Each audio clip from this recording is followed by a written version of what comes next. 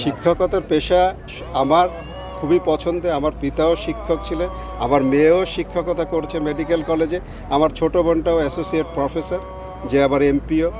তা আমরা শিক্ষা খুব ভালোবাসি। এর সাথে অ্যাসোসিয়েটেড থাকতে পারলে এর চেয়ে আনন্দের আর কিছু নেই। আমি সুযোগ খুঁজব, মানুষ গ্রহণ করলে। আমার একটা ফিলোসফি আছে, wisdom has no value unless you share with others.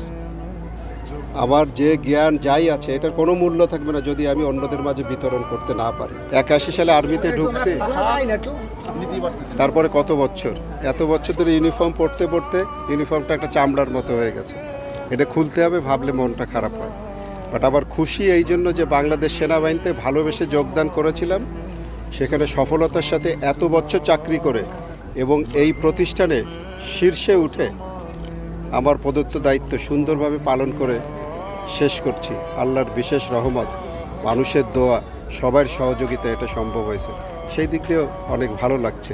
এরকম প্রাপ্তি তো খুব কম মানুষের হয়, তাই না? এটা একটা ভাগ্যের ব্যাপার এবং মানুষের দোয়া ছিল বলে ভাগ্যটা এত ভালো। আর যখন এই অবস্থানে আসতে পেরেছি, চেষ্টা করেছি মানুষের পাশে দাঁড়ানো, সবার ভালোবাসা, সবার দোয়ার যতটা পারি প্রতিদান দেওয়ার চেষ্টা করেছি। 1971 সালের যে মুক্তিযুদ্ধের সময় এই এলাকায় ছিলাম, তো ওই স্মৃতি তো ভোলার না। যারা দেখেন এই মুক্তিযুদ্ধ তারা বুঝতে পারবেন যে কত কষ্টের সময় আমরা অতিক্রম করেছি। তো সেই সময় অনেক স্মৃতি এখানে আছে। আর আপনারা জানেন যে আমার আব্বা এখানে অনেক কিছু করেছে। তো সেই আঙ্গিকে আসি, দেখি আর কি, যে বাবার স্মৃতি, নিজেদের স্মৃতি এবং এলাকার যদি মানুষের কিছু উন্নয়ন করার সুযোগ পাই, আলহামদুলিল্লাহ। মানুষ চায় কাজ করতে, কিন্তু অনেকে সুযোগ পায়। আল্লাহ সেই তৌফিক দিয়েছে। মানুষের পাশে থাকতে চাই, সারা জীবন মানুষের সেবা করতে চাই, মানুষের দোয়া চাই।